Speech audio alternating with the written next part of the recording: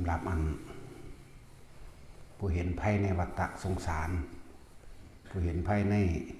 สารพัดภัยในการเกิดผู้เห็นความจริงของทุกข์ผู้เห็นความจริงหลายๆอย่างแล้วต้องการที่จะบวชก็เตรียมตัวมาบวชโลดเคลียร์ปัญหาทางบาปแต่ก็เดินทางมาโลดบ่อึดเจ้าภาพบวชให้ดอกอยู่นี่เนาะ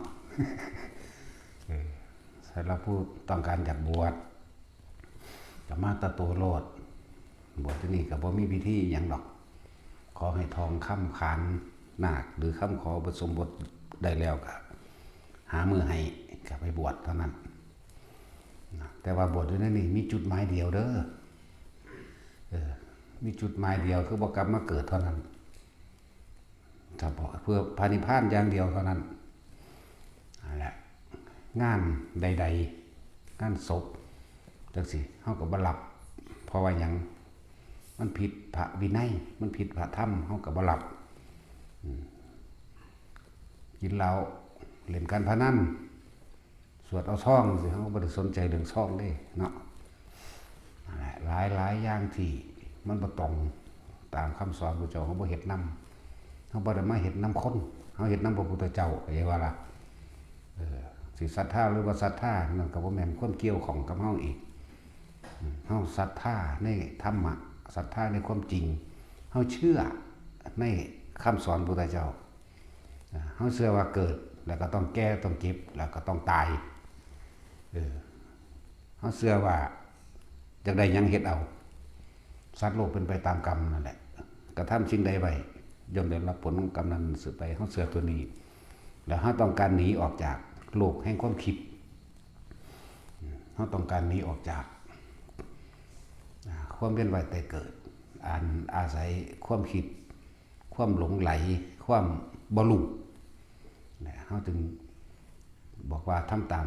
คำสอนพุทธเจ้าบ่ได้สนใจเรื่องยศถาบรรดาศักดิ์บ่ได้สนใจเรื่องลาภสักการะบ่ได้สนใจเรื่องไผสิศรัทธาบ่ศรัทธากะสร้างมันบ่มีผู้ใดนำไผออกจากทุกข์ของเฮาได้ตัวเฮาเองต้องกระทำโดยตัวเฮาเองจึงจะออกได้ขึ้นชื่อว่าเกิดเป็นหยังก็ตามเกิดแล้วก็แก่เจ็บ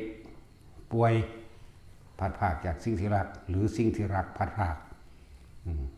สิ่งที่เฮาหักเคารพนับถือมากที่สุดก็คือพ่อกับแม่ปู่ย่าตายายครูอาจารย์ลุงป้าอาอาวเพิ่นก็ตายจากเฮาหรือเฮาก็ต้องตายจากเพิ่นคือกันนั่นแหละนี่สิ่งที่รักนั่นแหละเฮ็ดจังได๋ก็สร้างตายคือเก่ารวยก็รวยไปเถอะรวยไปตายนั่นแหละสะอ่อนหยังเนาะทุกข์ก็ทุกข์ไปตายนั่นแหละจนไปตายนั่นแหละคนรวยสิมีท่องเป็นเท่าไรตันก็ตามมีเงินเท่าไรแสนล้านก็ตามถ้าบ่มีวันพ่อถ้าบ่รู้จักพ่อก็ล้วนแล้วแต่เป็นทุกข์กว่าคนจนทุกข์กว่าคนที่บ่มีหยังซะด้วยซ้ำไปนะแล้วก็คนที่ว่ารวยแต่ว่าไม่เคยช่วยใครเลยบ่เคยช่วยไผโดยคำว่าช่วยนี่หมายถึงบ่หวังสิ่งใดเป็นเครื่องตอบแทนนำเด้บ่แม่นช่วยเพื่อหวังประโยชน์ในภายภาคหน้าเด้กลับเป็นคนที่เกิดมาบ่มีประโยชน์หยังเลยไม่ต่างจากสัตว์บ่ต่างจากไก่บ่ต่างจากกบจากเขียดจากเป็ดจากหมูหมาบ่ต่างจากสิ่งเหล่านั้นเลยอันเดียวกันหาอยู่หากินแต่ของพ่อบังคับข่มเหงได้ข่มเอาโกงเอาใส่กลเล่ห์เพทุบายนะให้คนอยู่ใต้อำนาจนั่นแหละให้มึงรวยที่สุดในเมืองคนโลดมึงจะยากจนและทุกข์ทนในเมืองผีแน่นอนอยู่แล้วใครสิเชื่อบ่เชื่อก็ช่างแต่ว่าบ่เชื่อมึงก็แก้เก็บตายคือเก่าแล้ววะบ่เชื่อก็ช่างมึงต้องตายเนาะบ่มีเหลือก็แล้วกันนะเพียงแต่ว่าเฮามาศึกษาเรื่องจิตเฮามาศึกษาเรื่องวิญญาณเฮามาศึกษาเรื่องทุกข์คือหยังเฮามาศึกษาเรื่องสาเหตุทุกข์สาเหตุเกิดคือหยังนี่ต่างหาก คำว่าคนที่ลำบากยากจนแม้นทรัพย์สมบัติไม่มีจะกินแต่ถ้าเขาหูจักพ่อเขาก็บ่ได้ทุกข์เด้หูจักคำว่าทุกข์บ่ทุกภาษาโลกนี่เข้าใจว่าบ่มีทรัพย์สินเงินทองบ่มีเลือกส่วนใดหน้าหลายบ่แม่นคนรวยเขาบ่แม่นแบบนั้นเด้ทุกในภาษาของพระพุทธเจ้าเฮานี่ทุกใจทุกเพราะว่าไม่มีความพ่อบ่เป็นจิตใจดิ้นรนขนขวายอยู่ตลอดนะทุกเพราะว่าบ่ได้ดังใจทุกเพราะว่าแพ้เพราะนั้นทุกเพราะว่าแพ้เชิงการเมืองทุกเพราะว่าแข่งกีฬาบ่ชนะทุกเพราะว่าเฮ็ดธุรกิจขาดทุนทุกเพราะว่าซื้อหน้าเขาบ่ให้ทุกเพราะว่าบ่มีรถคือเขาทุกเพราะว่าเนี่ยคำว่าทุกข์นี่มีตั้งหากบ่ได้ไปว่าจนรวยปานใดก็สร้างแต่บ่ฮู้จักพอแล้วหาความสุขบ่ได้ดอกพวกเฮาอาจจะเห็นภายนอกของเขาขี่รถคันละเท่าใดล้านกินกาแฟถ้วยละเท่าใดร้อยอยู่บ้านหลังละพันล้านมีกิจการงานอันหรูหราเนาะแต่เฮาบ่ฮู้เนื้อในของเขาได้ว่าเขาทุกข์ขนาดใดแต่นี่ฮู้ว่ามันทุกข์ขนาดใดทุกตัวย่านตะขาดกำไรเนาะย่านตะขาดทุนย่านบ่ได้กำไร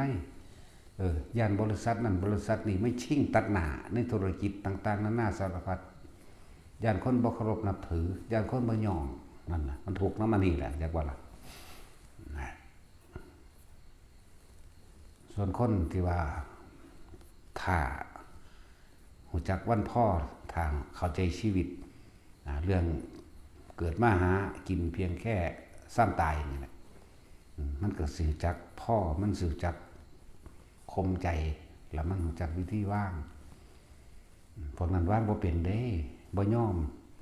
ต้องฆ่ากันเนาะแย่งชิงธุรกิจกันฆ่ากันมีปืน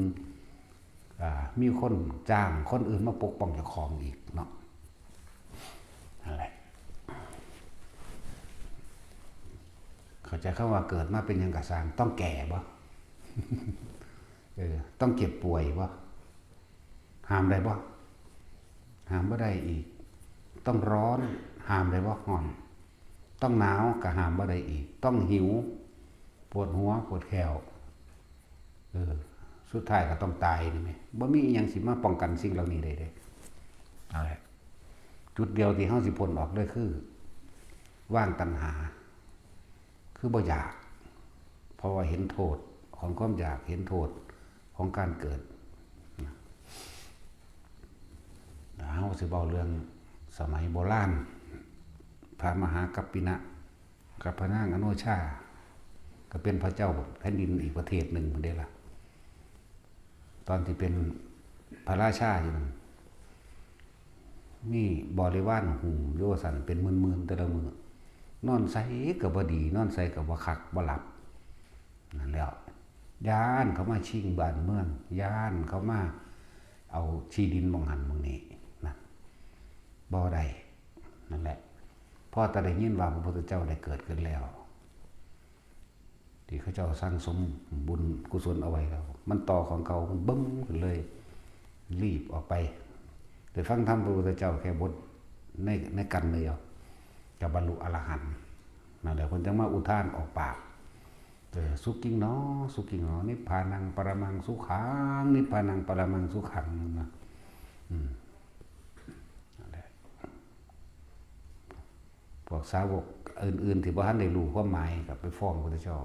พระพุทธเจ้าก็เอิ้นมาได้เว้าจังซั่นอีหลีบ่เว้าจังซั่นจริงๆพระเจ้าข้านะได้พูดจริงๆสุขอื่นนอกจากความสงบไม่มีนิพพานังปรมังสุขังความสงบความสันติการเข้าสู่สันติบทนี่มีสุขจริงเนาะสุขจริงเนาะนะมันเลยคำว่าสุขแบบโลกนี่โลกคือว่ากูได้รถหลายได้รถถึกใจมีรถหลายขั้นมีอำนาจมีอิทธิพลมีนะนี่ความสุขของทั้งโลกก็คือความถูกที่ทับถมนั่นเองแต่ความสุขโดยทางธรรมคือ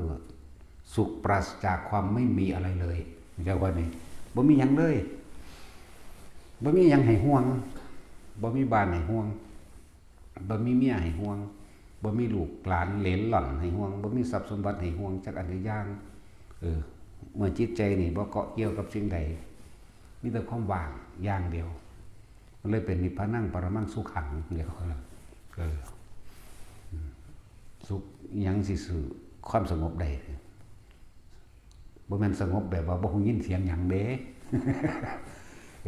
สงบจากความคิดปรุงแต่งในความอยากได้อยากดีอยากมีอยากเป็นมันเบิดความอยากมันเลยสงบสงบปราศจากกองการกิเลสตัณหาเป็นผู้ไม่มีกิเลสเพียงดำเนินบ่มีเลยเรียบเบิดเสมอกันนั่นแหละนี่จุดเดียวเท่านั้นที่เฮ็ดให้บ่ทุกข์ต้องพระนิพพานเท่านั้นดังนั้นทุกข์เบิดจึงบอกว่าบ่เงินเป็นเด้อบ่สวรรค์เป็นเห็นบ่ไผสิมีความรู้ด็อกเตอร์ดอกมหาทั้งใดก็ตามแค่นั้นแหละเพราะได้ตัวหาอยู่หากินซื่อๆดอกเนาะหมอก็เป็นแค่อาชีพมาอยู่ให้กินนั่นแหละถ้าหน้าก็อาชีพมาอยู่ให้กินนั่นไปแค่นั้นแหละอีหยังก็ดีเพราะฉะนั้นสิว่าเกิดมาหากินซ้ำตายพวกเจ้าสิไปถูกไปกังวลหยังกับมันกินกาแฟอิ่มทอกันมันก็เศร้าดอกเนาะมันบ่ได้กินที่2รสดำดอกนาพวกมันรวยๆมันก็ไปกินทองคำที่ละ2รสดำดอกมันก็กินข้าว8 9 ค่ำทอกันนี่แหละมันก็อิ่มดอก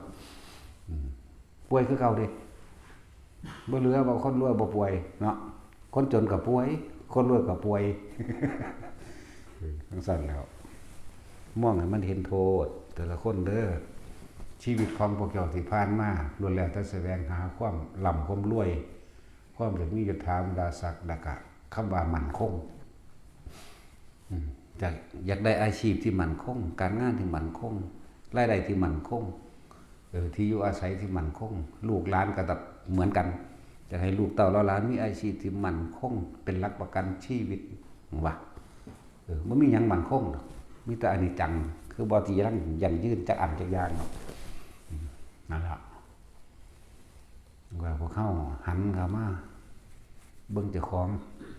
แต่ก่อนเฮาบ่ได้รู้ภาษาธรรมบ่รู้ความจริงของชีวิตเจ้าของเองหรือเอิ้นว่าภาษาธรรมมีหยังพ่อแย่งกันแย่งเด้พี่น้องแย่งให้แย่งหน้ากันแย่งมูลมรดกพ่อแม่มันเริ่มเป็นมาตั้งแต่เป็นเด็กน้อยพุ่นเด้เนาะมีลูกจัก5 คนอีกนึงมากี่ฟ้องพ่อแม่ก็ด่าดีทั้งที่บ่รู้หยังก็เลยเนาะจังซี่ก็มีเด้แต่ว่าตอนแรกกันตอนว่าท่านมีผัวมีเมียอยู่นำเท่าฮักกันอยู่แต่ว่าก็ซิ่งกันในครอบครัวเด้ซิ่งแย่งความรักจากพ่อแม่หรือซิ่งแย่งความรักจากผู้เป็นอ้ายผู้มีกำลังกว่านี่เห็นบ่มันเริ่มมาตั้งต้นแรกแล้วนี่แต่ว่านี่ถ้าเกิดว่าได้แต่งการแต่งงานหนีไปอยู่ครอบครัวไปคนกลายเป็นศัตรูกันเนาะเป็นคนละคนได้บาดแย่งมูลมรดกกันก็กันแหนะกันเสาะแสะกันไปเรื่อยได้บาดน้องบางคนก็ฆ่ากันเด้เนาะแย่งที่ดินที่ดอนกันนี่แหละแย่งเฮือนแย่งงัวแย่งควายบ้านน้องเฮาแย่งมูลมรดกทั้งสั่นแล้วพ่อแม่ตายเขาว่าอีใดอยู่นำกับอีนั่นได้รับผิดชอบมึงได้มูลหลายมึงทำบุญหาเด้มึงแจกข้าวหาเด้มาเด้เนาะสารพัดนะให้ทุกคนมองหันเข้ามาถึงความจริงในชีวิตเจ้าของตั้งแต่เกิดมาเนี่ยตั้งแต่เกิดมานี่เฮาเคยเฮ็ดประโยชน์อีหยังเพื่อผู้อื่นโดยบ่หวังสิ่งใดตอบแทนมีขึ้นชื่อว่า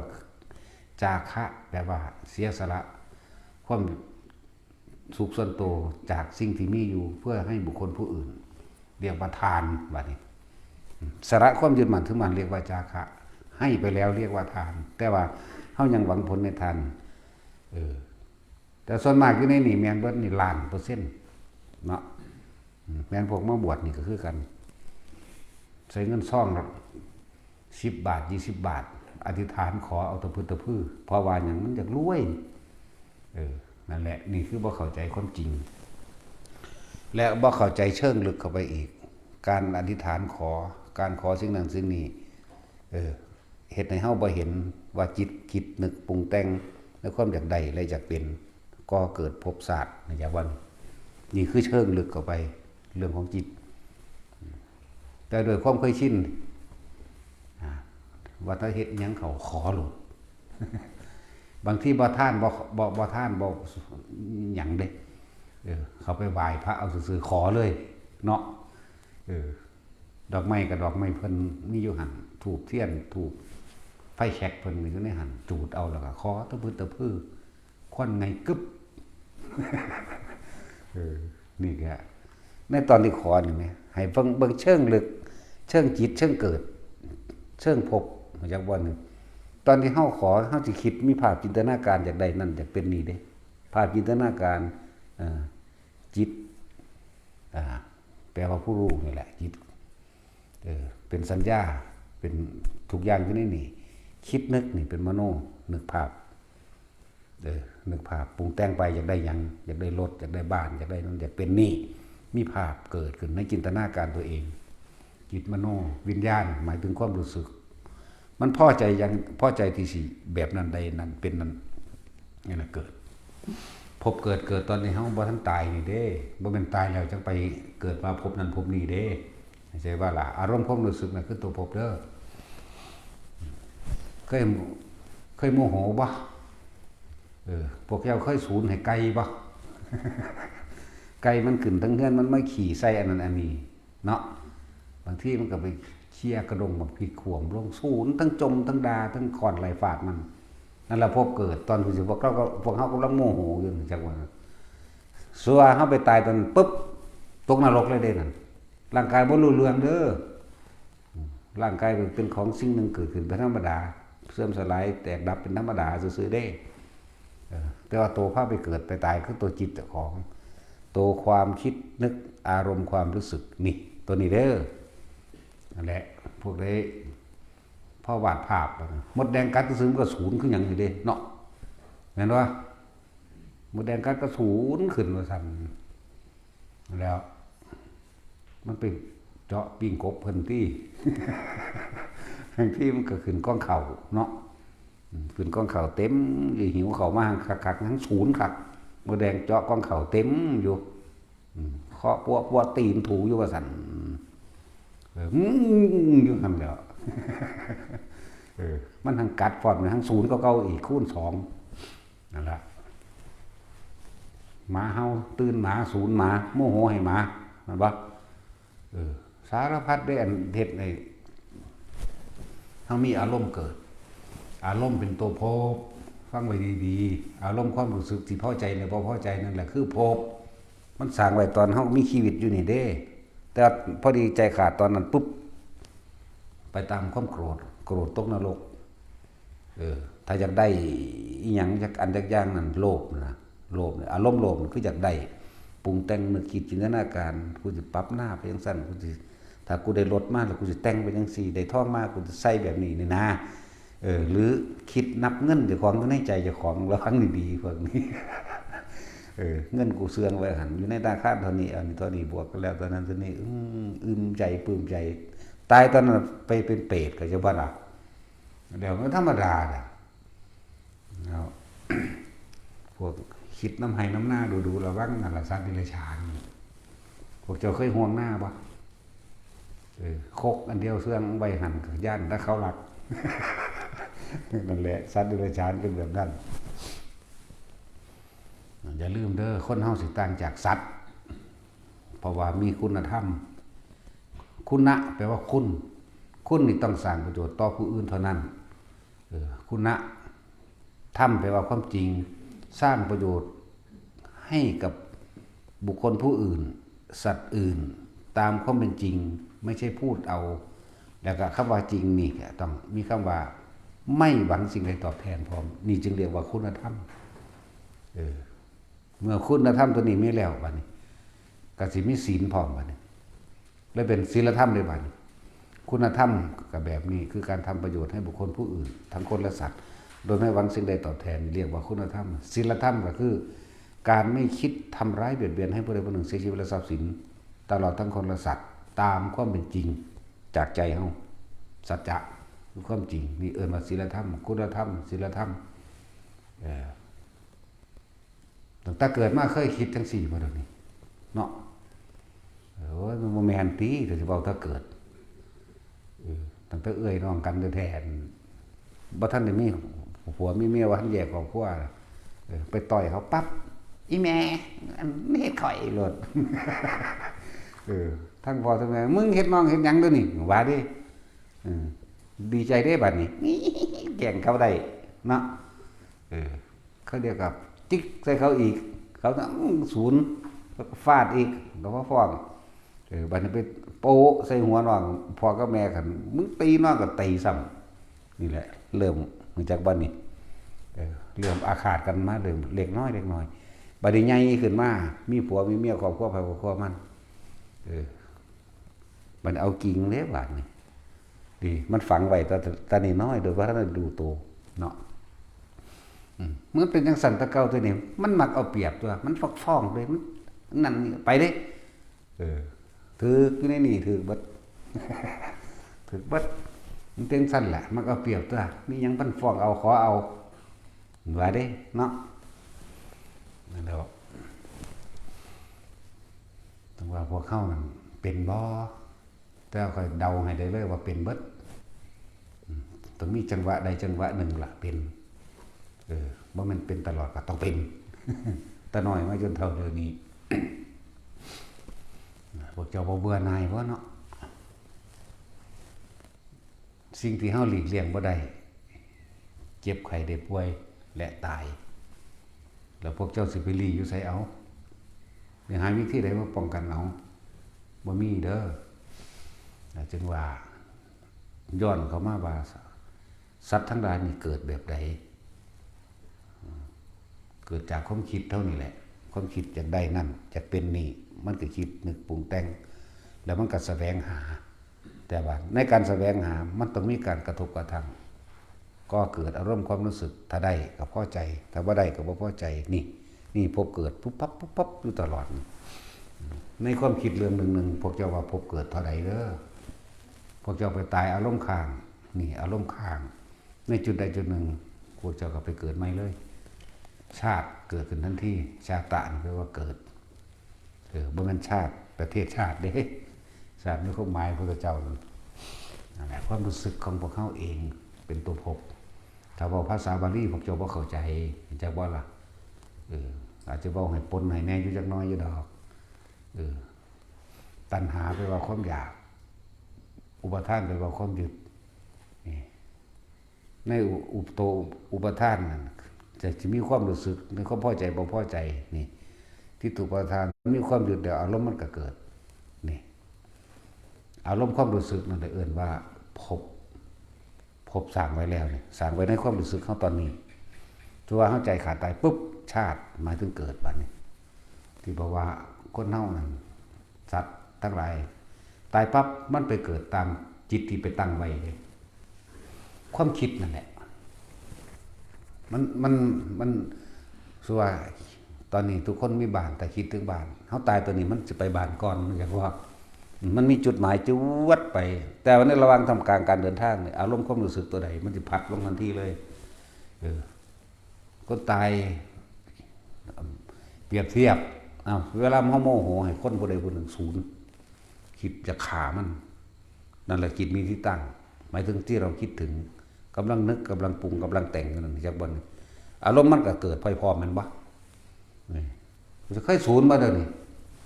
จังว่าก็สิศูนย์ใส่พวกเจ้าเด้ค่อยโมโหบ่พวกเจ้าต้องคิดนึกปรุงแต่งซะก่อนจังโมโหเห็นบ่จังซั่นแล้วถ้าพวกเจ้าตายตอนนั้นนั่นแหละมันไปนรกจังซั่นแล้วนี่แหละครับว่าพบก็คืออารมณ์ความรู้สึกผู้ใดก็มีคือกันตัวเอาตัวมันง่ายๆมันเห็นมันง่ายเพราะว่าผู้คนเกิดว่านี่ความโกรธนี่100,000,000%ดีใจเพราะว่าได้ทรัพย์สมบัติหรือดีใจเพราะว่าได้ตามอารมณ์โลภหลงนี่ก็100,000,000%คือกันแต่ทำบุญด้วยความบริสุทธิ์การให้ทานด้วยความบริสุทธิ์โดยบ่หวังสิ่งใดตอบแทนบ่มี100,000,000%มีแต่ขอ100,000,000%เนาะ ดีว่าดีว่าทำซ้ำคือว่านั่นแหละเห็นศาลเจ้าปู่ตาขอหรออุ้ยจะเขาจะเอาใส่มาให้ตั้งแต่เบิ่งศาลเจ้าปู่ตากับเฮือนหลังน้อยๆหนึ่งมันจะยังมาให้พวกเจ้านั่นว่าล่ะห้าอันกระโปซ้ำใส่แก่ไปในหันทุกอย่างบัดนั้นมันจะยังมาให้เฮาเนาะจริงๆมันบ่มีคนแต่งขึ้นซื่อแต่งขึ้นตามความเชื่อซื่ออันพวกกระจำพระเหตุเนี่ยจักเห็นจักเถื่อบ่ผู้ผีนั่นเนาะบอกได้เลยเห็นจักเถื่อบ่ปุ๊บทำทาว่าไปเฮ็ดไปนั่นแหละคนบ่ต่างจากสัตว์ดอกเด้อถ้าบ่มีคุณธรรมหมายถึงการให้ทานรักษาศีลและศีลธรรมช่วยเหลือบุคคลผู้อื่นโดยไม่หวังสิ่งใดตอบแทนบ่ต่างกันเด้บ่ต่างกันเลยหาอยู่หากินเจ้าของรังแกข่มเหงเอาไก่เวลามันพาไปหากินมันเห็นกันตีกันแย่งกันเนาะตีกันแย่งหม่องหากินกันนั่นแหละแย่งอาหารเคี่ยกันตัวใดกำลังอ่อนก็แผ่กันหนีตัวสนะก็ไล่เอาหนีเสลือเตือเติงลูกเต่าเจี๊ยบจ้าบเจี๊ยบจ้าบกับหมูปลีไปซะก่อนเด้เนี่ยมันจะได้ตนบ่พวกเขาก็คือกันคนก็คือกันเด้แต่พอสู่เขาก็กลับมาหาลูกถือว่าคนมีลูกเหลือตัวลูกเด้แล้วก็เก็บความแค้นไว้กับคนที่มารังแกเขาเนาะ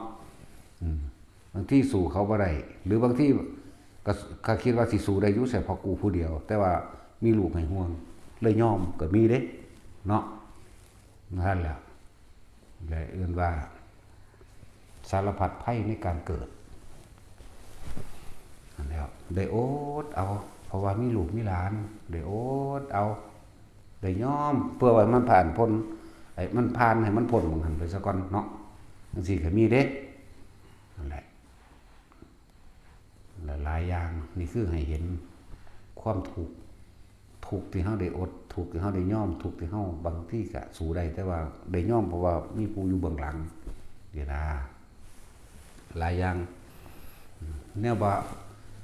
บางอย่างก็บ่มีเขาอยู่เขากินพ่อรักเอาก็รักได้เนี่ยไปหาอยู่หากินบ่ได้พ่อรักก็รักเอาเอานี่ละเล็กๆน้อยๆไปพ่อสิหยังดอกมันพ่อได้กินนั่นแหละก็มีให้สลดใจแต่ละคนเด้อพ่อร้อยเอานั่นเอานี่มาเป็นของเจ้าของเองพ่อได้มากต่อทุนอยู่บ้านหรือพ่อได้เป็นอุปกรณ์การเฮ็ดนั่นเฮ็ดนี่ในเงื่อนเจ้าของก็ร้อยเอาได้มักจกเสียมแน่มีดแน่กูบ่มีก็ร้อยเอาก็มีแล้วก็ย่านคือเก่าหลักของเขามาแล้วก็ย่านเด้ก็มีความละอายอยู่ในหันอยู่ดอกแต่เห็นไดมันบ่มีมันเลยบังคับนั่นแหละความบ่มีบังคับนี่ให้ทุกคนหันเข้ามาเบิ่งสารพัดภัยในการเกิดกับกรรมที่ตัวเองเฮ็ดไว้กรรมแปลว่าการกระทำของเฮาเองอันเกิดจากจิตเจตนามันฝังไว้ในความคิดความรู้สึกมันเป็นเลยเป็นสัญญาอารมณ์คือเก่านั่นแหละสมมติว่าเฮาอยู่บ้านเดียวกันนะเฮือนอยู่คนละส่วนบ้านหน้ากับไกลกันอยู่แต่ว่าเพิ่นเจ้าของใส่ไปนำระวังไปนำย่านเขามาเห็นเนาะนั่นนี่ก็มีเด้นั่นแล้วเฮาบ่สลดใจอยู่เนาะหลักเอาบัดนี้นานไปเป็นเดือนก็ช่างนานไปมันสิลืมเรื่องหลักแต่ว่า2 เดือน 3 เดือนไปเห็นกันอีกเห็นไปเห็นอยู่หม่องอื่นก็ตามความคิดที่แต่ของเคยหลักของเขาไว้ปั๊บขึ้นมาเลยเด้เห็นบ่นั่นแหละมันเป็นบันทึกไว้แล้วนั่นแหละสัญญาเป็นแบบนั้นหลายอันหลายอย่างดังว่าให้เห็นโทษต่างๆในความอยากได้อย่างดีอย่างนี้จะเป็นฉะนั้นวิธีที่ออกจากสิ่งเหล่านี้จากความอยากก็ให้เห็นโทษนั่นแหละเห็นโทษของความอยากเจ้าของเองเห็นโทษกับสิ่งที่บ่ทันมีมั่งหรือสิ่งที่มีอยู่มั่งเห็นโทษว่าเราต้องดิ้นรนขนขวายมาเลี้ยงชีวิตครอบครัวตัวของเองบัดนี้นักเข้าไปอีกตัวมันเวียนเกิดตายจริงๆราคะเด้ ความยินดีพอใจในรูปลักษณะท่าทางบุคคลที่เราพอใจงามแต่ผู้ชายเห็นผู้หญิงผู้นั้นคืองามเจ้าของเองแต่ผู้หญิงเห็นผู้ชายผู้นั้นก็พอใจกูจะได้แบบนี้นะเมื่อมีรูปแล้วก็มีรสแห่งกามเกิดขึ้นในอารมณ์คู่กุนของตัวของเองมีรสมีกลิ่นมีเสียงนี่แหละราคะความยินดีพอใจในรูปในรสในกลิ่นในเสียงสัมผัสกระทบรู้สึกทางกายแม้ว่าท่านได้สัมผัสกับการกระสางพวกเจ้าหูบ่มันปรุงไว้ข้างในมันมีอารมณ์ความรู้สึกไว้แล้วเกิดความกำหนัดเกิดความยินดีแล้วก็เล่าร้อนในหัวใจเล่าร้อนในความรู้สึกอยากไปยุ่งใกล้กับคนผู้ที่พอใจคนที่มักอยากคุยเริ่มไปจีบกันเนาะสรรหาคำบอกที่สิเขาพอใจเด้ว่าล่ะสรรหาเพื่อจะได้มากนั่นแหละนั่นแหละบางคนกะบ่ได้มากันบ่ได้จีบกันแต่ว่าพ่อแม่บังคับเอาความจนก็มีคนบ่มีคนเห็นหน้าก็มีเนาะทุกข์ยากหรือขาดบางสิ่งบางอย่างก็มีบางคนก็ได้สมหวังดีโดยจีบกันพอใจกันก็มีแต่ว่าทั้งเบิดก็สร้างเท่าใดมาอยู่นำกันแล้วก็ต้องได้ดิ้นรนแสวงหาเนาะทรัพย์สมบัติต่างๆมาเลี้ยงชีพเด้คนตอนเป็นหนุ่มเป็นสาวอยากกระแดะอยู่ได้บ่ค่อยเฮ็ดเวียกเฮ็ดงานปานใดเนาะอยากแบบอีอยู่นะ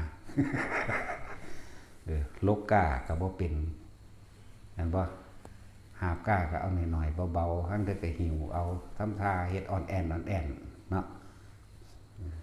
แต่แปลกที่ต้มแน่ก็ย่านตาดำโอ้ยอีห่าเอ้ยเนาะดำหน้าก็หยิบจีบจังซี่แม่เด็กน้อยซุมื้อนี่ดำบ่เป็นซ้ำเนาะจีบจังซี่พอแต่มันเปื้อนมือก็มาถูมาเสร็จสารพัดก็สิเฮ็ดเห็นพ่อแม่ทำเสียหยังพริกอยู่พุ่นเอาน้ำไปให้ก็กั้งห่มไปจังซี่นะไปปงให้ปึ๊บพอแต่มึงมีผัวแล้วมึงเบิ่งเอาบัดนี้กุนอยู่คือกันแล้วเฮ็ดเบิดสุดเดียวบ่ว่าผู้หญิงบ่ว่าผู้ชายเนาะได้เฮ็ดเบิดได้ดิ้นร่นใส่เบิดตอนแรกอยู่นำพ่อเฒ่าแม่เฒ่าพ่อเฒ่าแม่เฒ่าก็เบียดเบียนเด้จมอยู่ว่าซั่นปานว่าเบิ่นรวยปานว่ามีเครื่องบินเนาะเป็นตาสั่งอยู่เด้พ่อเฒ่าแม่เฒ่าก็เลยปานว่าเพิ่นสุขสบายไปหน้ากูขี่ยานอวกาศเนาะกินทองคำกับข้าวมั้ยโอ้ยทุกข์คือกันแหละคือเหียดนี่ไปก็เลยเนาะตาสินโดยเฉพาะแม่เฒ่าตาสินสั่นแล้วจมปันว่าจะของรวยเลยนี่เจ้าขี้ย่านอวกาศบอกไปหน้าก็เลยคือเห็นได้อยู่เนาะจะกินทองคำบ่เนาะทุกข์คือเขานั่นแหละนี่ให้พวกเขาน้องก็มาเห็นทุกข์เด้อเห็นทุกข์เห็นโทษต่างๆสารพัดบัดนี้จากเป็นบ่าวเป็นสาวตอนบ่เห็นท่านเก่งมาได้เราเฮ็ดเวียกแต่ว่าตอนบ่าวสอนสาวไปเฮ็ดน้ำผู้อื่นเฮ็ดค้าคักเด้เนาะแปลกประหลาดอยู่เด้ไปเฮ็ดน้ำผู้อื่นเฮ็ดดีคือห่วงเขาคักบาดของเจ้าของบ่จักเฮ็ดบาดอยู่เฮือนน้ำบ้านน้ำพรแม่บ่จักเฮ็ดเด้แต่ไปน้ำผู้อื่นเฮ็ดโลดมันแปลกอยู่เด้นั่นแหละมันหลงไปเขาย่องทั้งเฮ็ดจังซั่นล่ะบัดนี้มาเป็นผัวเป็นเมียกันแล้วเอาละบัดนี้อยากมีบ้านมีของเจ้าของนั่นออกมาแล้วอยากมีหม่องไปนอนนำกันเชิงกันแบบเป็นส่วนตัวอยากว่าล่ะเห็นว่าตัดสินจะว่าอยู่ๆนำเขาเห็นแห้งก็บ่ได้จะค่อยๆแบบนี้ๆบ่จังสิว่าแม่นจะค่อยๆแต่ก็เอาซุมื้อล่ะเนาะตัดสินสั่นแล้วพอเฒ่าแล้วก็จมดูเขาหนีไปเมืองนอกเลยตัดสินบัดแล้วเพื่อสิไปสร้างให้มันได้ครอบครัวมันอยู่เจ้าของนี่แหมอันนี้ให้เห็นโทษได้บ่ได้ให้หัวได้หูจักว่าให้เห็นโทษเพราะตัณหาราคะให้เห็นโทษของความอยากได้อยากดีอยากมีอยากเป็นเด้แล้วก็เป็นเรื่องจริงพร้อมเด้ เป็นหยังคือบ่แม่นตัดสินเราไปอยู่เมืองนอกตั้งหลายปีทั้งสั้นแล้วหลายคนที่เป็นทั้งสั้นแหละได้กันแล้วกันอยากไปมีบ้านส่วนตัวเขาเจ้าของเองสร้างพอเฒ่าไม่เฒ่า ส่วนพวกอันนั้นก็สร้างปูสร้างยาคือกันเนาะส่วนมากผู้หญิงมันสิบ่ถือกันกับยาผู้ชายมาถือกันกับพอเฒ่าเนาะทั้งเธอแม่เฒ่าก็หายคือกันเด้ทั้งแม่สาวเป็นตาสั่งเด้จังซั่นบ่ผู้นึงเป็นตาสั่งกับผู้นึงเป็นตาสั่งนั่นแหละนั่นตาสินส่วนตาสินคือแม่เฒ่าพอเฒ่าบ่ปานใดเพราะว่าเรามักเหล้าสแตกเหล้าไปเลยไอ้ทิศนั่นซั่นแหละให้เห็นโทษเด้นี่บ่ได้ให้หัวเด้แต่ก็ความจริงชีวิตจริงของทุกคนนั่นแหละนี่มาครอบครัวมาแล้วก็ไปอยู่บ้านได้อดได้ทนได้สู้เด้บ้านนี่เฮ็ดเป็นเบิดทุกอย่างผู้เมียก็เฮ็ดเป็นบ่เคยรับจ้างดำนาเกี่ยวข้าวรับจ้างดำนาเกี่ยวข้าวกู้มันสมัยตะกี้สมัยนี้มันรู้จักแม่มันหยังดอกเนาะแต่ใส่ไปซื้อผงชูรสซื่อๆบ่มีรสโอ้ยตะกี้กูหาบน้ำสางบักไก่เป็นกิโลพุ่นเอากระปิดสำหาบเพื่อว่าสิได้น้ำกินตักน้ำสางเนาะซุมื้อนี้น้ำมันจะออกดูดิแหมมันบ่ล้างหอดมือแหมมันบ่จักฮอดสิล้างถ้วยเด้น้ำก็อยู่ต่อหน้าต่อตานั่นแล้วพวกเฮานั่นรุ่นมื้อนี้มันบ่เข้าใจกันเบิดแล้วล่ะรุ่นใหญ่ๆรุ่นเฒ่าๆรุ่นสิตายรุ่นสุดท้ายให้เห็นโทษต่างๆให้ฮู้จักออกเฮือนมาแล้วก็ดิ้นรนกว่าเก่าอีกบัดนี้จะได้หยังวันจะออกเฮือนมาแล้วบางทีก็ยังไปเฮ็ดหน้ากับพ่อปู่แม่ย่าพ่อเฒ่าแม่เฒ่าอยู่เนาะเขาก็แบ่งเขาให้หน่อยศูนย์อีกนั่นแล้วบัดนี้แต่เขาแบ่งให้แน่ก็ใครอยู่ก็ได้เฮ็ดเอาเจ้าของนะ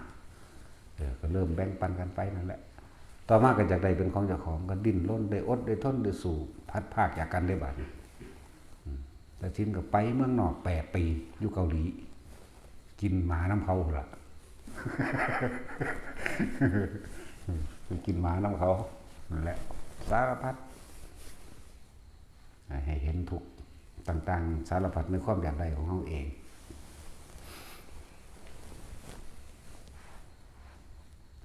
เกิดมาเพียงแค่หากินซ้ำตาย1 ดอกไปก็ดีตอนนี้เขามันเลิกการหาในรุ่นนั้นแล้วเลิกการหาแล้วมันรู้จักคำว่าพ่อแล้วเพราะว่าคนที่ได้ยินได้ฟังธรรมะเท่านั้นจึงจะเข้าใจคำว่าหากินซ้ำตายจึงเข้าใจคำว่าสัตว์โลกมันไปตามกรรมตนแรกเป็นเดชบุญของตนเป็นอมตะธรรมอยู่แล้วจึงเข้าใจในหลายๆอย่างในชีวิตที่ผ่านมา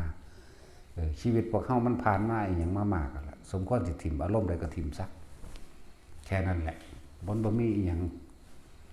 างสิควรเข้าไปถือเอาได้หรอกนั่นแหละถ้าถิ่มบ่ได้ก็ฝึกหัดเอาตัวที่บอกที่สอนอยู่เสมอนี่ให้อยู่กับตัวเองเด้อตะกี้เฮาบ่อยู่กับตัวเองคำว่าอยู่นี่คือความคิดเด้มันบ่อยู่กับตัวเองเห็นบ่ท่านตะกี้เปรียบเทียบเฮาคิดถึงผู้นั้นผู้นี้อยู่เรื่อยจิตมีที่ตั้งหมายถึงว่าคิดถึงคนนั้นคนนี้เฮาอยากได้หน้าคนผัดผากจากผัวจากเมียไปทำงานกรุงเทพหรือเมืองนอกก็คิดถึงกันเองนั่นเลยว่าจิตไปมีที่ตั้งไปอยู่แต่กับบุคคลผู้อื่นคนทั้งโลกบ่เข้าใจแนวนี้ใช่ว่านี่คิดถึงอันอยากได้รถอยากได้เงินได้หลายคิดคนเลี้ยงลูกเลี้ยงหลานเดียวนี่อยากให้ลูกเรียนจบปริญญาอยากให้ลูกเป็นนั่นอยากให้ลูกเป็นนี่อยากให้ลูกเป็นมีการงานที่มั่นคงแบบนั้นแบบนี้เนาะแล้วเอิ้นว่าบ่อยู่กับตัวเองมีตั้งแต่ไปสร้างนั่นนี่โดยความอยากได้มันเลยเกิดกลายเป็นทุกข์บางคนก็ตายไปในขณะที่คิดถึงลูกคิดถึงหลานคิดถึงหน้าคิดถึงไห้คิดถึงทรัพย์สมบัติต่างๆตายไป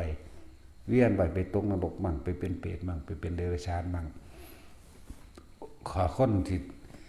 ส่วนมากคิดถึง บุญศีลทานที่เคยน้อยเด้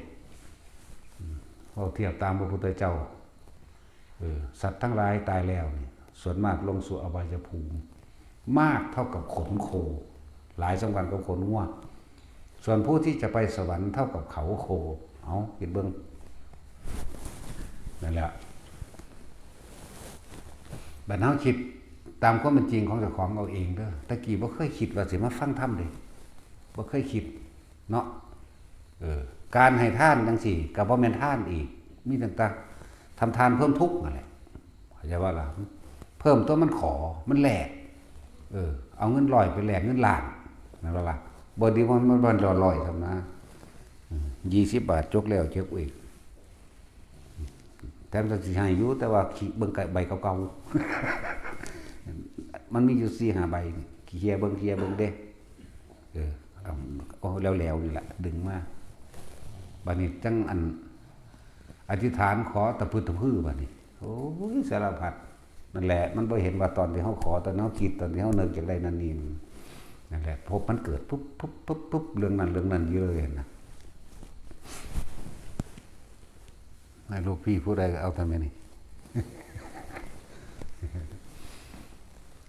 ทำท่านเพิ่มทุกข์นะคือขอแล้วก็อยากได้ปรุงแต่งนึกคิดไปนี่คือความบรรลุของพวกเฮาเองเพราะว่าความปรารถนาความสุขกับครอบครัวอยากให้ลูกอยู่ดีมีสุขอยากให้ลูกมีนั่นมีนี่เป็นนั่นเป็นนี่ตอนว่าท่านมีลูกก็ทั้งผัวทั้งเมียน้ำกันนั่นแหละอยากอยู่เฮือนเป็นสมบัติส่วนตัวแห่งตนอยากได้หน้าเป็นสมบัติส่วนตัวแห่งตนอยากได้กิจการงานพวกคนในเมืองก็อยากเปิดร้านขายข้าวแกงหรือร้านจิวเวลรี่หรือร้านหยังก็แล้วแต่เปิดร้านทองร้านของใกล้ขายของก่อสร้างหรือหยังก็แล้วแต่จะเป็นส่วนตัวนี่แหละบัดนี้ในขณะบางที่ออกไปทำงานรถส้นตายก็มีตกตึกตายก็มีตีกันตายก็มีถือขาตายก็มีเนาะสารพัดจะสิเป็นตายในขณะนั้นไปใส่มันไปทั้งนรกคนเด้ไปทั้งนรกไปทั้งเปรตไปทั้งสัตว์เดรัจฉานนี่มันสมกับคำพระพุทธเจ้าเว้าเด้คนเฮาส่วนมากตายแล้วไปสู่อบายภูมิที่จะไปสวรรค์นั้นน้อยมากเท่ากับเขาโคง่วงบางตัวบ่มีเขาเด้เนาะจะไปนรกล้วนๆก็มีเด้เนาะเคยเห็นบ่ลิมูซ่าบ่มีเขาเด้ ใช่แล้วจากบ่ง้อลิมูซ่าง้อพันเหนือตัดสินจะหูจักบ่เดี๋ยวนี้บ่แม่นซาโลเลกับพันเหนือกับ2เขาอันนี้แต่ลิมูซ่าบ่มีเขาพวกเขามันจะเป็นลิมูซ่าดิว่าสิไปสวรรค์จักผู้หนึ่งสิมีบ่นี่ มันบ่มีเขานั่นแหละ ความคิดของเฮาที่คิดนึกปรุงแต่งเรื่องนั้นเรื่องนี้อันนั้นแหละเอิ้นว่าบ่อยู่ในตัวเองบัดนี้ถ้ารักการของพระพุทธเจ้าสอนเฮาไว้สติปัฏฐาน4กายเวทนาจิตเวทนากายร่วมกันเป็นหนึ่งลมหายใจนั่นแหละคือกายในกายอันหนึ่งนี่คืออยู่กับตนเองบัดนี้ถ้าเฮาอยู่กับลมหายใจมันเป็นสร้างบ้านสร้างเรือนบ่ได้เด้มันบ่อยากได้อยากดีอยากมีอยากเป็นหยังได้ตอนนั้นแล้วจึงบอกว่าชีวิตพวกเขามันผ่านอีหยังมามากพอสิทิ่มก็ทิ่มซะทั้งหลายแล้วนั้นบ่ต้องไปห่วงกิจการงานดอกว่าเฮาบ่อยู่ย่านเขาเฮ็ดบ่ได้บ่มีทางตายมาหลายรุ่นแล้วคือจังเฮาเฮ็ดแทนผู้อื่นนั่นแหละเนาะบ่ต้องไปห่วงดอกบ่ต้องไปห่วงว่าเขาสิบ่มีอยู่บ่มีกินดอกโอ้ยมันต้องกินหญ้ากินเฟื่องเป็นแล้ววะลูกหลานก็เลยเนาะมันกินดินเหมือนกันมันแม่มันกินโลดมันจะกัดก้อนหินกินก็สร้างหินแม่มันเป็นหยังส่วนมากมันสิไปหั่นแหละห่วงนั่นน่ะเห็นบ่นั่นแหละพาลาหุนแปลว่าหยังซั่นแปลว่าห่วงเด้ห่วงได้เกิดขึ้นแล้วนั่นแล้วพวกเจ้าก็เลยตกนรกเพราะว่าลูกก็มีแต่ว่าบ่แม่นเขาขามันจักว่าล่ะแต่ของศูนย์ใส่เขาบ่เฮ็ดเวียก บ่ได้ดังใจห่วงเขาอยากได้สมบัติให้เขาละลายก็มีไปเป็นเปรตก็มีหรือหลงไหลอวดจ้องจังซั่นจังซี่ไปเป็นสัตว์เดรัจฉานก็มีนี่นั่นแหละ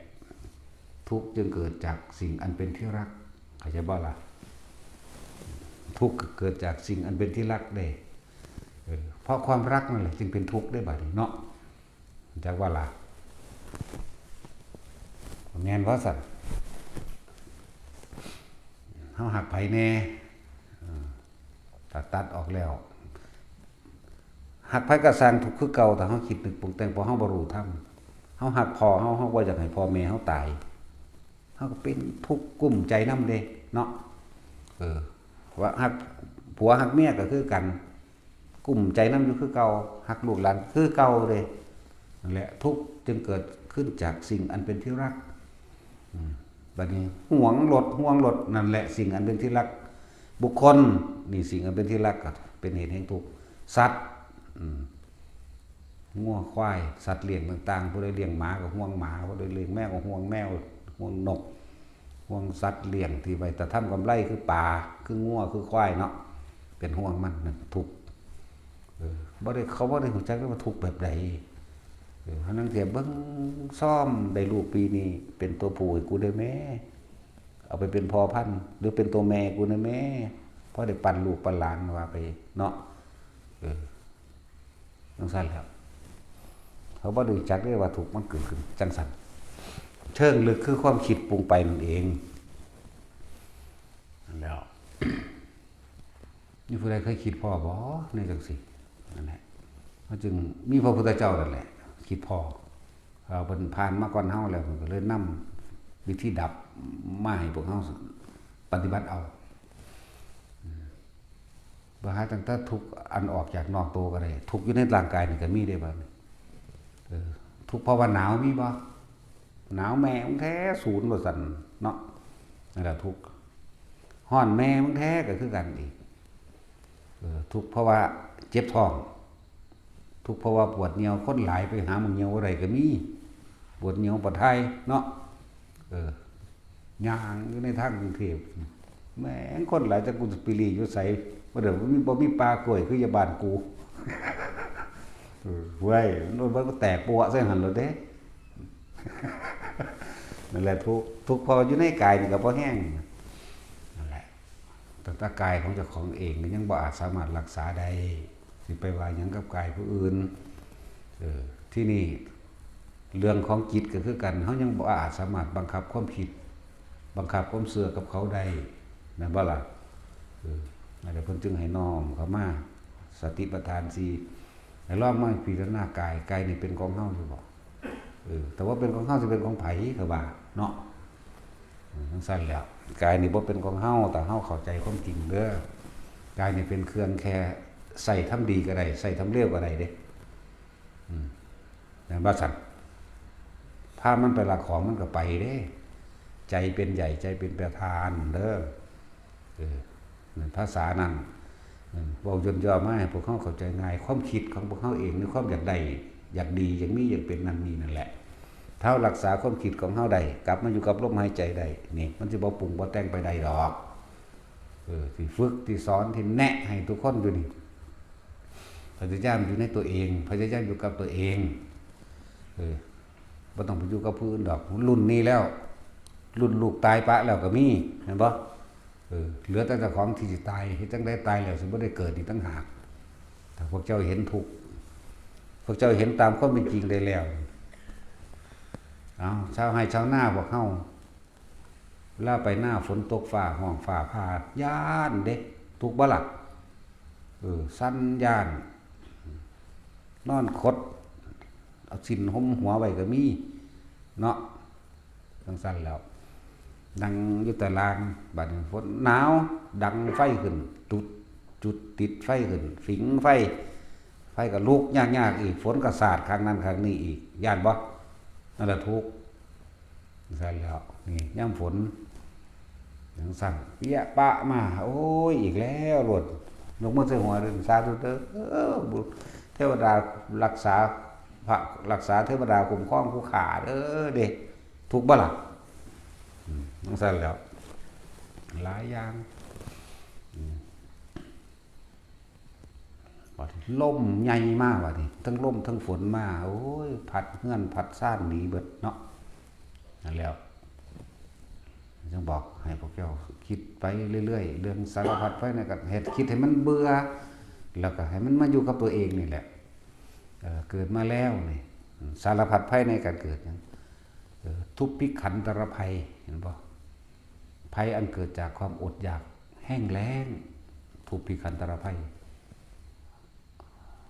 โลคันตรภัยความทุกข์ความลำบากอันเกิดจากโรคภัยไข้เจ็บป่วยนั่นแหละนี่มีประจำร่างกายเลยสัตถันตรภัยทุกข์อันเกิดจากความหวาดกลัวในสงครามผิดภัยสงครามเห็นป่ะล่ะแล้ว วาตภัยภัยอันเกิดจากลมพายุย่านหรือพวกใดดีใจว่าลมพายุพัดเฮือนตื่นต่ำตื่นต่างเปี้ยปะมานั่นเห็นป่ะแล้วอุทกภัยน้ำท่วมย่านตายบ่เพียงแต่ว่าย่านตายย่านสมบัติต่างๆชิบหายพร้อมย่านบ่สารพัดย่านนั่นแหละธรณีภัยทุกอันเกิดจากแผ่นดินถล่มในภาษาพวกเขาก็เห็นตัวในข่าวไงในประเทศไทยเขาก็ยังมีอยู่ตัวนี่เรื่องที่ว่าแผ่นดินเริ่มมีถล่มเข้ามาแล้วนั่นสั่นตัวทุกอันเกิดจากอัคคีภัยไฟไหม้เห็นป่ะไฟใหม่บึมบัมมาใหม่เฮียนใหม่ซ่านไปแล้วก็คนเฒ่าคนแก่นี้บ่ได้สารพัดเด้มาแล้วบ่เป็นแท้นั้นเด้มันทุกอันเกิดจากอมนุษย์ภัยจันงูจันจีเชฟจันแมงงอดเห็นบ่ไปหันมานี่ไปปงไปปลาย่านเสือย่านหมากัดมีเบิดเด้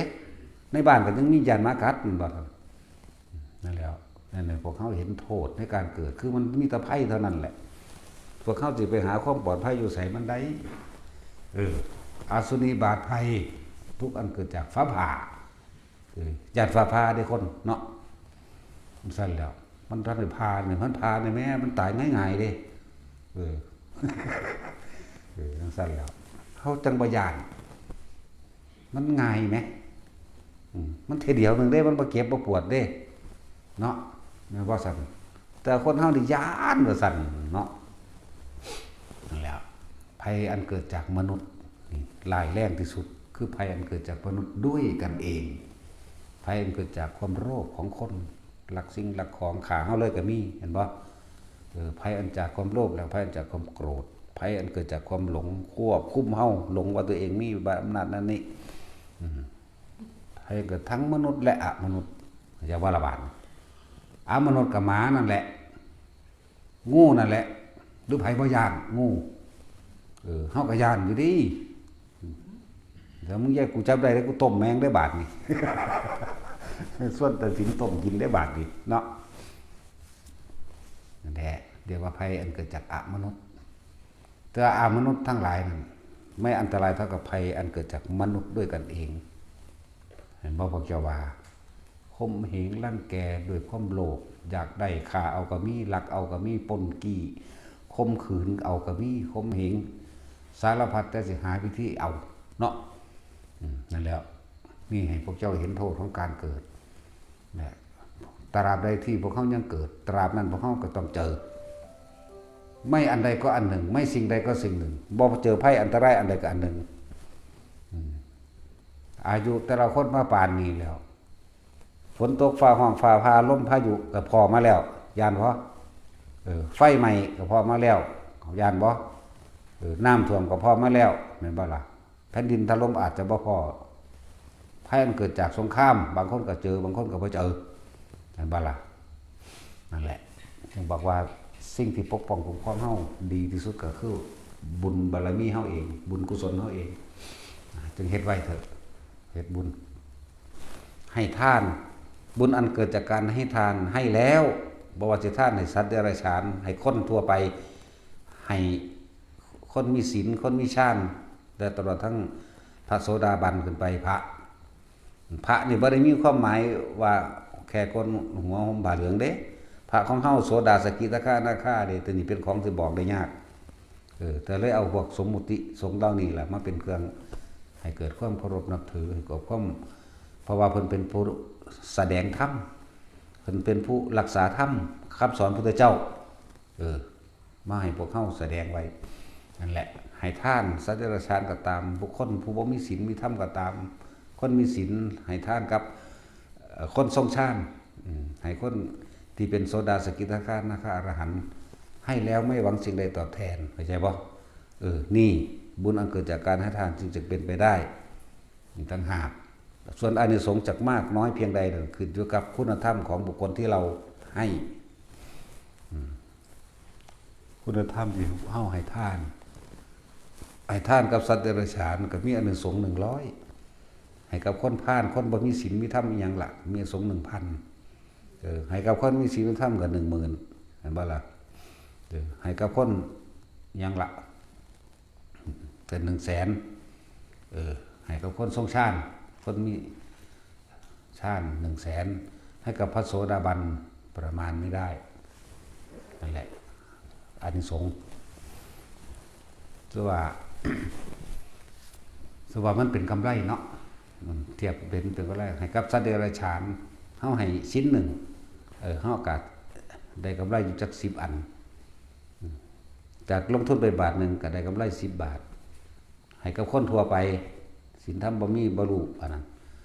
ให้10 บาทแต่ว่าก็ได้100เองใช่มั้ยมันก็เท่าโทษแบบนี้เรียกว่าอานิสงส์หรือกำไรให้กับคนมีศีลขึ้นไปเป็นหมื่นนะให้กับผู้ทรงฌานขึ้นไปเป็นแสนบาทนึงต่อแสนให้กับโสดาบันบาทนึงต่อประมาณบ่ได้นะเข้าใจว่าล่ะประมาณบ่ได้หรือสิล้านหรือสิ2 ล้านหรือสิ10 ล้านก็แล้วแต่นี่เทียบให้ฟังซื่อๆดอกอันนี้อุปมาอุปไมยแต่ว่าท่านอันใดก็ช่างบัดนี้เจ้าสิท่านให้ฮอดพระอรหันต์สาวกซ้ายขวาหรือพระพุทธเจ้าถ้าทานแล้วหวังผลในทานมีจิตผูกพันในผลของทานมุ่งการสังสมในความอยากได้อยากดีอยากมีโดยกองการกิเลสมันเลยเป็นมิขามมันเลยเป็นบ่มีอานิสงส์มันอยู่เหมือนเดิมแต่ไม่สูญหายไปไหนเข้าใจบ่มันบ่สูญหายไปไสดอกพวกเจ้าลงทุนไปบาทเดียวมันก็บาทเดียวอยู่หั่นมันบ่ออกดอกออกผลเข้าใจว่านี่บ่คือที่ไม่หวังผลในทานไม่มีจิตผูกพันในผลของทานมีอานิสงส์ออกดอกออกผลนั่นแหละจึงบอกว่าพวกเจ้าอยากท่านล่ะมันเกิดเป็นบุญคือหยังคือความสงบเย็นภายในใจตัวเองสงบคือปราศจากความคิดนึกในความอยากได้อยากดีอยากเป็นมันบ่อยากได้หยังแล้วมันเลยเป็นบุญอันเกิดจากการให้ทานนี่สงบสบายบ่เดาร้อนบ่กระวนกระวายเด้แล้วเอิ้นว่าสงบเย็นภายในความรู้สึกตัวเองนั่นแหละนี่บุญที่1เพิ่นยังสอนพวกเฮาให้สละความเห็นแก่ตัวโดยการให้ทานมั่งนะอันที่2เพิ่นบอกว่าศีลคือการไม่ทำร้ายเบียดเบียนให้ผู้ใดผู้หนึ่งเสียชีวิตและทรัพย์สินตลอดทั้งมนุษย์และอมนุษย์มันก็ถ้าเฮาบ่คิดว่าสิไปรังแกข่มเหงเบียดเบียนไปมันก็สบายดีล่ะมันก็สงบดีล่ะแม่นบ่ล่ะต่อมาก็ภาวนานั่นแหละทานศีลภาวนาพยายามทำความรู้สึกให้เห็นอารมณ์ความรู้สึกของตัวเองนั่นแหละภาวนาโดยอาศัยลมหายใจมั่งแล้วเขาจะเห็นความคิดแล่นไปแล่นมาแล่นไปเรื่องเก่าๆนี่แหละบ่แล่นไปเรื่องไหนดอกรู้จักเรื่องเก่าๆบ่เด้อนี่เก่านั่นแหละเก่าสักใดขนาดคนตายแล้วเฮาก็ยังคิดถึงได้บางที่คนที่เฮาสั่งโอ้ยมันน่ะตายตะโดนน่ะสั่งได้พะใหญ่อันนั้นมาล้างตาศีลนั่นน่ะเนาะมันจะสั่งคือหยังว่าเด้เนาะนั่นแหละให้ท่านความคิดผู้นั้นเป็นผู้นั้นดีคิดผู้นั้นดีได้มันคิดฮอดเด้เนี่ยเกิดเบิดได้เฮาอย่าลืมเพิ่นเลยภาวนาไปว่าทำอารมณ์แห่งความรู้สึกให้เกิดขึ้นเพื่อจะให้เห็นโทษของความคิดความคิดนึกปรุงแต่งพอเกิดอารมณ์ความรู้สึกพอใจไม่พอใจพบเกิดถ้าเฮาอยู่กับลมหายใจทรงฌานว่านี่ที่วิธีที่เฮาสอนกันแนะกันที่เดี๋ยวนี้คือทำความรู้สึกให้ตั้งมั่นอยู่ณจุดเดียวจิตเดียวหรือจิตหนึ่งความรู้สึกที่เป็นหนึ่งตรงกลางระหว่างคิ้วหน้าผากเฮาเองนั่นแหละจังว่าล่ะอยู่กับสิ่งนี้เดี๋ยวเฮาจะค่อยจับมันได้ดอกถ้าตัวนี้หายความคิดไปแล้วไปหาผู้อื่นกลับมาอยู่กับตัวเองอยู่กับลมนี่อยู่กับความรู้สึกนี่แน่ อยู่ทำให้บ่อยทำมากๆเดี๋ยวก็ชินเดี๋ยวก็รู้นี่คือวิธีที่พวกเขาฝึกกันวิดีโอนี้กรรมฐานมีตั้ง40อย่างเขาก็เอาอย่างเดียวนี่แหละโดยอานาปานสติและสติปัฏฐาน4ถ้าผู้ใดจับความคิดได้แล้วรู้ทันความคิดได้แล้วผู้นั้นพ้นอย่างว่านี่เรียกว่าจิตในจิตลมหายใจคือกายในกายหนึ่งเป็นผู้มีความรู้สึกอยู่กับลมหายใจบ่ต้องตามลมลงเอาเฉพาะอยู่นี่อยากว่านี่อย่าไปทำความรู้สึกลมพองหรือลมหยุบอย่างมันหลายความคิดมันเป็นห่วงมันกังวลยันว่าถือหลักสูตรนะเอามึงหนีเลยนั่นแหละลมหายใจในกายในกายหนึ่งแหละครับเวทนาในเวทนาหมายถึงความรู้สึกที่อยู่กับตัวเองเวทนานอกคือรู้สึกพอใจกับไม่พอใจกับบุคคลอื่นสัตว์อื่นสิ่งของอื่นวันนี้เวทนาในเวทนาคือความรู้สึกของตัวเองจิตในจิตคือรู้เท่าทันความคิดของตัวเองนี่แหละเรียกว่าสติกำกับความคิดไว้ให้มันมาอยู่นี่รู้สึกตัวอยู่เมืองเดียวนี่กายเวทนาจิตธรรมคือสิ่งทั้งหลายทั้งปวงนี่เอิ้นว่ารูปธรรมที่เฮาเห็นอยู่นี่รูปธรรมคือคนบุคคลสัตว์สิ่งของหรือแม้กระทั่งกลิ่นหรือกระทั่งยังก็ว่าไปดินฟ้าอากาศมาแล้วส่วนคำว่าในธรรมเดธรรมคือสิ่งทั้งหลายทั้งปวงธรรมในธรรมเดก็คือสัญญาอารมณ์ความรู้สึกไม่จากบ่นี่พอใจไม่พอใจพอใจไม่พอใจเกิดจากหยังเกิดจากความคิดเกิดจากความคิดเท่านี้เองมันลืมบ่ได้เป็นเด้แต่เฮาได้เคยเห็นสิ่งใดไว้เนาะลืมบ่เป็นเด้อเกิดจากความคิดมาจากไสมาจากสัญญาถ้าเฮาบ่ปรุงแต่งสัญญาต่อไปในความอยากได้ดีไม่เป็นเท่ากับกลุ่มมันมาล่มหมายถึงเอาความคิดมาอยู่กับลมมั่งอยู่กับอุณหภูมิอยู่กับความรู้สึกในกายมั่งรักษาอยู่แค่นี้หรือส่งอยู่แค่นี้เจริญอยู่แค่นี้นะเท่าตายบ่ต้องกลับมาเกิดอีกเพราะว่าเฮาบ่ไปคิดถึงผู้อื่นจิตไม่มีที่ตั้งอยู่ถ้าบ่มีที่ตั้งอยู่กับบุคคลสัตว์สิ่งของแล้วความคิดนึกมันก็เกิดบ่ได้มันบ่ปรุงแต่งสัญญาในความอยากให้เป็นแบบนั้นอยากให้ได้แบบนี้ตามสิ่งที่เคยได้ยินได้ฟังได้รู้ได้เห็นได้เป็นมาสัญญาภาษานั่นแหละบอกภาษาจังสี่จังเข้าใจเด้อถ้าบอกภาษาบาลีพวกเจ้าบ่เข้าใจหรอกนี่บอกสิ่งที่พวกเข้าเป็นน้ำกันเคยมีความรู้สึกแบบนี้คือกันคิดเหมือนกันนั่นแหละเพราะต่างกันดอกคนมีกิเลสคือกันเนาะสงสารแหละ แต่ว่าทุกคนมาอยู่กับลมหายใจตัวเองให้ดีเถอะเลิกการขอได้แล้วมันไปมีมามันไปได้มาตามนั้นมันก็ทุกข์คือเก่านั่นแหละนั่นแล้วเลิกการเชื่อความเชื่อจากผีสางนางไม้เทวดาอินทร์พรหมสิ่งศักดิ์สิทธิ์อินทร์พระพรหมพระเจ้าบ่มีว่าสิมาดลบันดาลอย่างใดทุกสิ่งทุกอย่างเกิดขึ้นจากเรากระทำเองเหมือนกันแหละกับเฮาขอให้ผู้อื่นกินข้าวแทนเฮาเราให้เฮาอิ่มได้ว่านี่คือความจริงมันบ่ได้อยากได้หยังเฮ็ดเอานั่นตนแรกเป็นที่พึ่งของตนสัตว์โลกเป็นไปตามกรรมเจ้าเฮ็ดอีหยังเจ้าก็ได้อันนั้นตัวถ้าสิเปรียบเทียบชาตินี้ชาติหน้ามื้อนี้เฮาเฮ็ดหยังมาแต่เช้านี่ชาตินี้เฮ็ดอีหยังมานอนหลับนั่นคือตายเข้าใจบ่นี่คนนอนหลับเปรียบเสมือนคนตายนั่นแหละนี่เจ้าเฮ็ดอีหยังมาไว้เจ้าเฮ็ดแล้วหรือบ่แล้วนี่เข้าใจบ่นี่เจ้าเฮ็ดบ่ทันได้แล้วเจ้ายังห่วงเจ้ายังต้องเฮ็ดต่อเนาะสมมุติว่ามื้ออื่นนี่เฮ็ดต่อนี่ตื่นมามื้ออื่นเจ้าก็เฮ็ดต่อของเก่าเจ้าหมู่บ้านนี่เปรียบดูดังว่าเป็นชาติที่แล้วมันนี่มาเกิดใหม่ก็นำต่อของเก่าดิเฮ็ดอันเก่านั่นแหละเก่าหยังหาอยู่หากินไปบ่แม่นแล้วไหมเอาผัวเอาเมียเลี้ยงลูกเลี้ยงหลานแล้วก็ตายไปตายเรื่องโลกนั่นตายเรื่องโลกนี่ตายโดยถูกเขายิงถูกเขาแทงตายโดยเมาเหล้าตายโดยมืนลมตายโดยศูนย์แห้งไหลกั้นใจตายโดยผูกคอตายสารพัดเนาะฉะนั้นแล้วรวยก็ตายจนก็ตายแล้วพวกเจ้าอย่าไปเงินตีแม่มันยังเกิดเลยภาษาสั้นๆภาษาตายเนาะไปคืออยากตายแต่พวกก็ข้านกินเขาขนาดเขาไม่ได้หากินได้เนี่ยผู้แต่ผู้อื่นหาให้ก็ยังข้านเนี่ยทั้งสั้น ตายแบบฟ้าผ่าก็ตายแต่แม่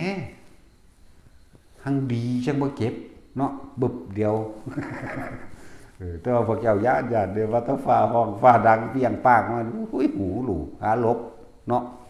โอ้ยยกมือใส่หัวสาธุเด้อคนพระพุทธพระธรรมพระสงฆ์คุณพระธรรมพระสงฆ์พระสงฆ์กันนอนเสยอยู่คนแล้วเกินนั่นแล้วพระพุทธเกิดจักอยู่ไสพระธรรมเกิดจักอยู่ไสเพราะว่าเข้าใจความจริงของตนนั่นแหละผู้ใดฝึกหัดในอานาปานสติเป็นวิธีที่ง่ายพร้อมเด้อรัดสันแล้วทุกคนสามารถทำได้เบิดบ่มีพิธีรีตองเนาะบ่ต้องใส่สุดขาวบ่ต้องสมาทานหยังเหมือนกันกับกิเลสความโมโหความอยากได้มันคือปึ้งขึ้นรถอ่ะมันสูญในคนไหมมันเป็นสมาทานความโมโหกับไผดูดิเนาะศีลก็เหมือนกันบ่ต้องไปขอกับไผดอกเวลาใดขณะใดที่เฮาบ่มีความคิดในการเบียดเบียนทำลายคนและสัตว์นั่นมันเป็นเราด้วยศีลจังซั่นแล้วนั่นแหละแล้วก็ทุกสิ่งทุกอย่างขึ้นอยู่กับตัวเฮาเองเฮาต้องเป็นผู้นำตนเองบ่มีผู้ใดละความทุกข์ให้ผู้ใดได้ดอกแล้วก็บ่มีผู้ใดเอาความสุขให้ไผได้ดอกปวดแขนแทนกันได้บ่เดี๋ยวนี้เนาะหิวข้าวแทนกันได้บ่ก็บ่กินข้าวอิ่มแทนกันได้บ่ก็บ่พวกเจ้าทุกข์ก็ทุกข์เพราะว่าความคิดพวกเจ้าเรื่องนั้นเรื่องนี้เรื่องนั้นมันก็คิดแทนกันบ่ได้อีกแล้วก็บังคับความคิดกันบ่ได้อีกนั่นแหละตัวเองต้องเป็นผู้นำตนเองเด้อเฮาสิพ้นทุกข์ก็ได้เพราะว่าความเพียรของเฮาเองบ่มีผู้ใดเอาให้กันได้ก็แล้วกันนะแต่เฮ็ดได้พระพุทธเจ้าก็เฮ็ดเอาตัวป้องกันแก่ป้องกันเจ็บป้องกันตายมันป้องกันได้พระพุทธเจ้าก็เฮ็ดแล้วแม่นบ่ล่ะพวกเจ้าสิไปหาถือหยังเครื่องร่างของขังขึงสิใส่มันก็ซุ่มนั่นล่ะขังกับขังไปตายล่ะเนาะซุ่มขังไก่ไว้ได้บ่ห่างมันกินเมียมันก็ตายคือกันเด้ก็ขังเจ้าของไว้บ่รู้ก็ขังไปตายคือกันตัวนั่นแหละพิจารณาใครควรแล้ว